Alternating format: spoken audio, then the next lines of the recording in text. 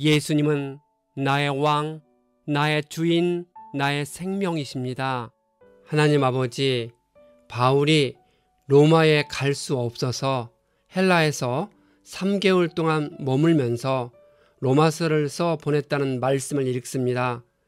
이 편지를 통해 복음에는 하나님의 의가 나타나서 믿음으로 믿음에 이르게 함을 알려주시니 감사합니다. 우리가 율법의 행위로는 의롭게 될 수 없지만 예수 그리스도 안에 있는 구속으로 인해 하나님의 은혜로 값없이 의롭다 함을 인정받았음을 믿습니다. 이 믿음을 끝까지 간직하며 살아가도록 인도해 주옵소서. 예수님의 이름으로 기도합니다. 아멘.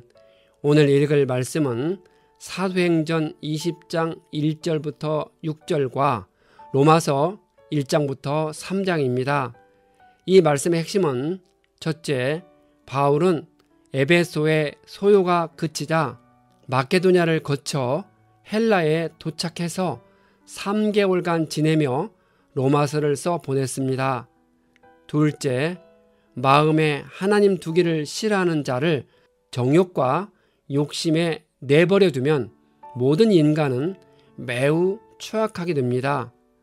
셋째, 하나님의 진노의 심판을 피해 의롭게 되려고 율법을 지키려 하지만 단 한 사람도 율법을 온전히 지킬 수 없습니다.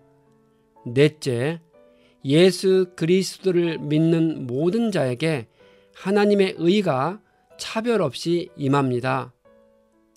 사도행전 20장 1절에서 6절, 바울은 고린도 후서를 써 보내고 에베소의 소요가 그치자 제자들과 작별하고 마케도냐로 떠나갔습니다. 이때 바울은 마케도냐와 그리스 지방을 두루 돌아다녔습니다. 바울은 헬라 그리스에 도착해서 3개월간 지냈습니다. 바울은 이 기간에 로마서를 써서 보냈을 것으로 봅니다. 바울과 함께 여행한 동료들은 바울이 그리스와 마케도냐 지역에서 세운 여러 교회를 대표하는 자들이었습니다. 각자는 궁핍에 처한 예루살렘 교회의 성도들을 돕기 위해 교회에서 모은 연부를 가지고 있었습니다. 바울은 무교절 뒤에 배를 타고 빌립보를 떠나 5일 만에 드로아에 이르러 그들에게 가서 거기서 7일 동안 지냈습니다. 초대교회의 신자들은 유대인의 절기를 계속 지켰으며 바울까지도 많은 유대 풍습을 준수했습니다. 하지만 이는 율법을 쫓아 의롭게 되기 위함이 아니었습니다. 다만 유대 전통을 존중함으로써 유대인들이 복음의 문으로 들어오는데 거리낌이 없도록 하기 위함이었습니다. 로마서 개관, 이 책은 로마에 있는 교회 성도들을 위해 기록되었습니다.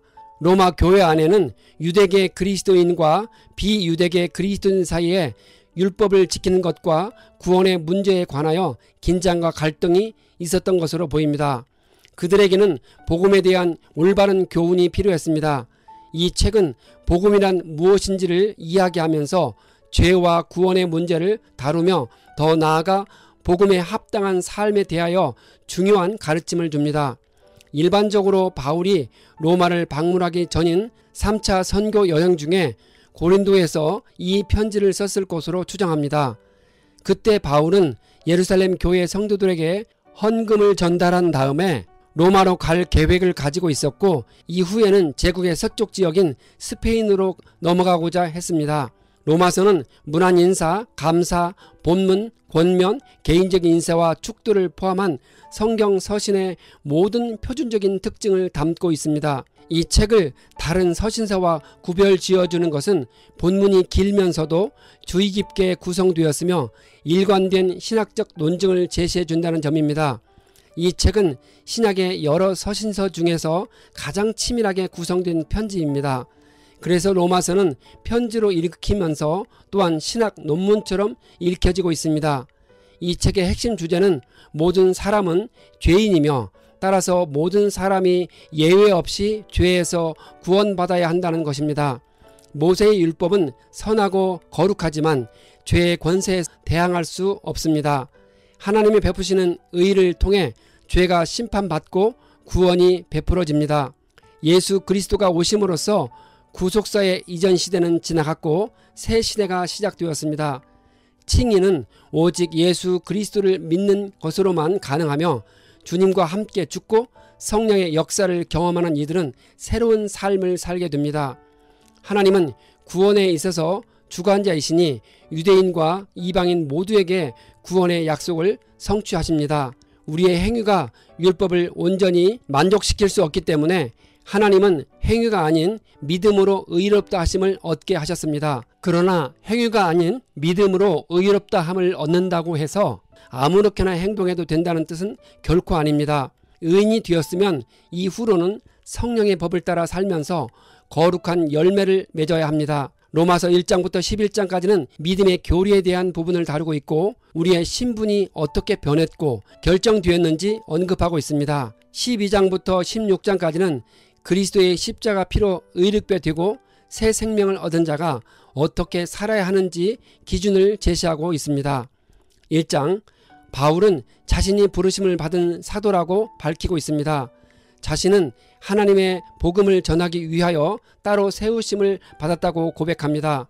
바울은 복음이신 예수님이 약속하신 대로 육신으로는 다윗의 후손으로 오셨고 성령으로는 죽은 사람들 가운데서 부활하심으로써 나타내신 권능으로 하나님의 아들로 확정되신 분이라 합니다.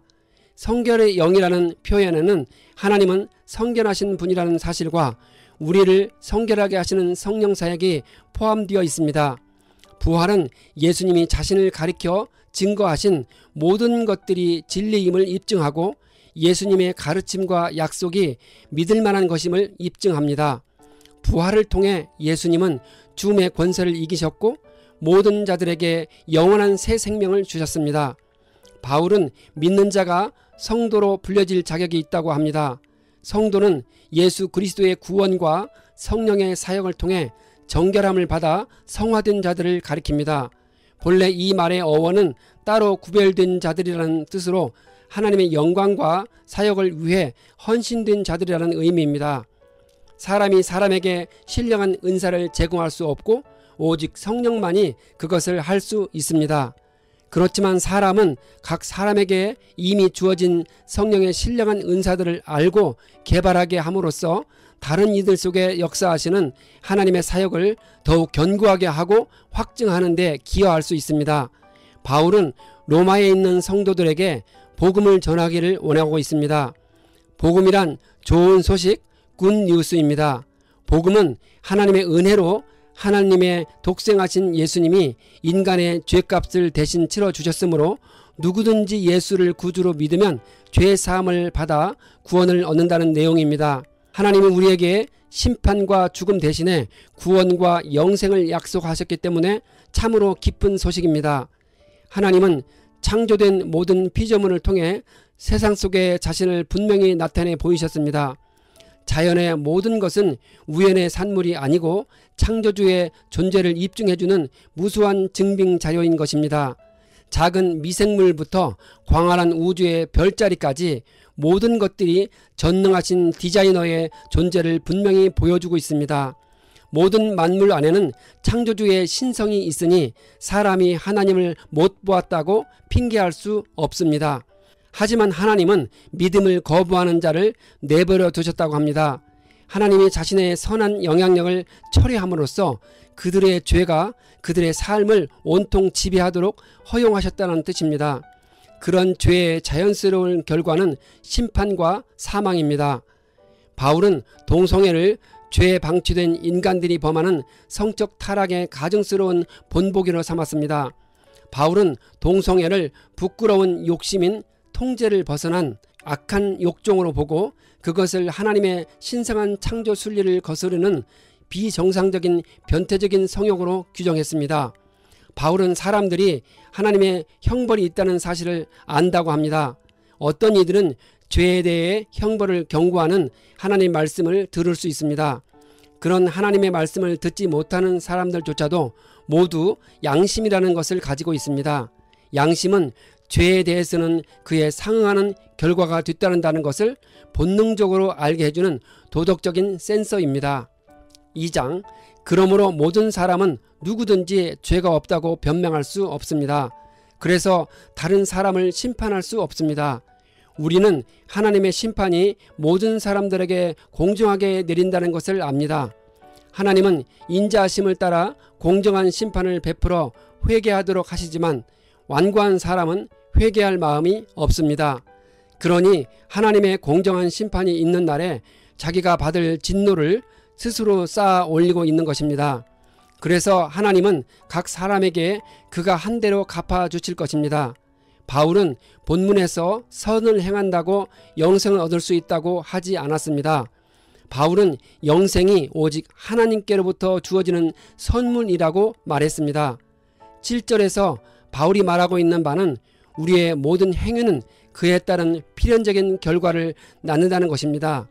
뿌린 대로 거둔다는 교훈을 말하고 있습니다. 선행 자체로는 결코 구원을 얻을 수 없다는 것이 바울의 일관된 가르침입니다. 하지만 하나님의 영생을 선물로 받은 자들은 선을 행할 것이고 그렇게 믿음으로 선을 행하면 하나님에게서 영생을 선물로 받게 될 것이라고 말하고 있는 것입니다. 하나님에게 편애가 없다면 왜 유대인들을 선민으로 택하셨을까요? 그것은 편애가 아니라 하나님의 심오한 뜻이 담긴 계획입니다. 하나님은 자신의 목적을 이루기 위해 기쁘신 뜻에 따라 아브라함과 그의 후손인 유대인을 선택하셨습니다. 그것은 그들을 통해서 온 땅의 모든 백성에게 축복을 내리시기 위함이었습니다. 마침내 하나님의 약속대로 아브라함의 후손 중에서 예수 그리스도가 탄생하셨고 그를 통해 세상의 모든 민족과 백성이 하나님의 축복 안으로 들어올 수 있었습니다. 유대인이 율법을 잘 지키고 이방인이 양심을 잘 지킨다고 하더라도 구원을 받을 수 없습니다. 바울의 논지는 율법과 양심을 잘 지켜 구원을 받으라는 권면이 아닙니다. 유대인에게는 율법이 이방인에게는 양심이 증가가 되어 결국 모두가 하나님의 심판 아래 놓일 수밖에 없다는 가르침입니다. 왜냐하면 본질상 진노의 죄 아래 놓인 유대인이나 이방인은 결코 율법과 양심을 만족시킬 수 없기 때문입니다. 바울은 유대인들이 율법을 소유하고 알았으며 가르쳤다는 사실을 자랑한다고 책망했습니다. 또한 그들은 자신들이 할례받았다고 자랑을 했습니다. 하지만 바울은 그것들이 유대인의 가치없는 허상에 지나지 않는다는 사실을 지적했습니다. 그들은 율법을 가졌지만 율법을 범했고 율법을 가르쳤지만 율법대로 살지 않았으며 할례는 단지 몸에다 행했을 뿐 마음에다 행하지 않았기 때문입니다. 한마디로 그들은 껍데기만 유대인이었을 뿐입니다. 바울은 유대인들에게 복음을 전하기 전에 먼저 이런 사실을 깨우쳐 주어야 했습니다. 할례는 남성 생식기의 표피를 베어내는 일종의 시술 행위였는데 하나님은 그것으로서 자신과 아브라함의 후손들 사이에 언약의 징표로 삼으셨습니다.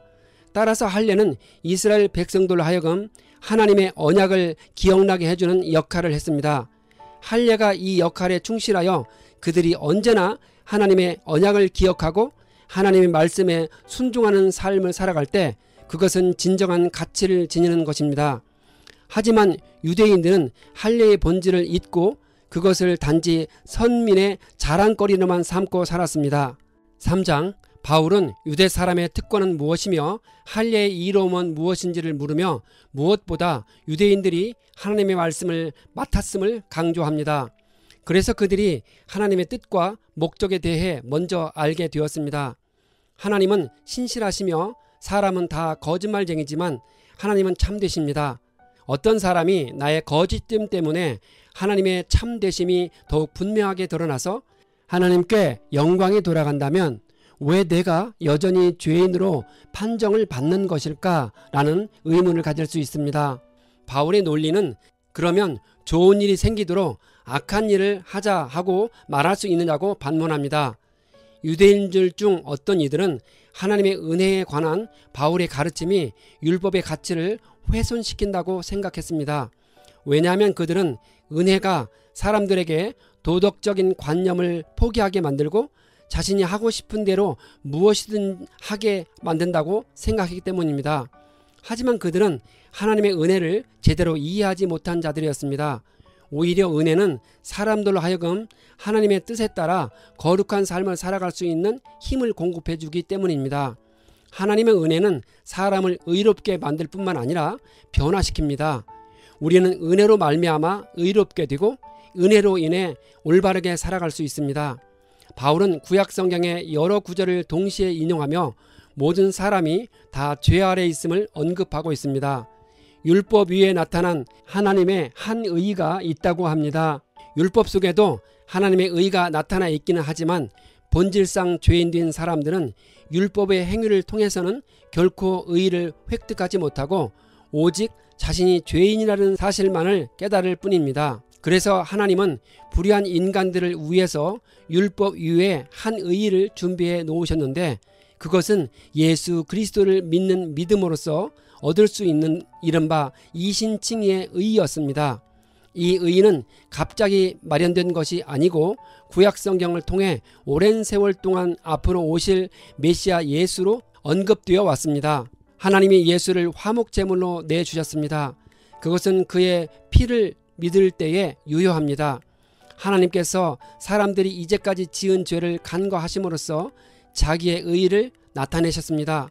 화목제물은 예배자가 하나님과 화목을 도모하기 위해 드리는 구약시대의 희생제물을 말합니다. 예배자는 이 화목제물을 통해 하나님과 자신 사이에 막힌 담을 허물고 올바른 관계를 회복하는 것입니다. 하나님은 자신과 죄인들 사이에 막힌 담을 허무는 한 화목제물인 예수 그리스도를 세우셨습니다. 예수 그리스도께서 죄인들의 죄를 대신 짊어지고 십자가 위에서 희생의 피를 흘리셨을 때 하나님과 죄인 사이에 막힌 담이 허물어지고 비로소 화목이 이루어지게 되었습니다. 그래서 우리는 하나님의 자녀가 되는 신분의 변화가 일어난 것입니다. 만일 사람이 믿음으로 의롭게 된다면 왜 하나님은 사람에게 율법을 주셨을까요? 율법 그 자체는 하나님의 의로움과 일치합니다. 그러나 우리가 율법을 바라볼 때 단지 자신의 죄와 불의를 깨달을 수 있을 뿐입니다. 본질상 죄인된 우리는 율법대로 살아가지 못하게 되고 그렇다면 고작 율법으로는 죄를 깨닫게 되는 것이 전부이기 때문입니다. 바울은 갈라디아서 3장 24절에서 율법의 본질적 기능에 대하여 율법이 우리를 그리스도께로 인도하는 초등교사가 되어 우리로 하여금 믿음으로 말미암아 의롭다함을 얻게 하려 함이라 라고 보다 구체적으로 언급했었습니다.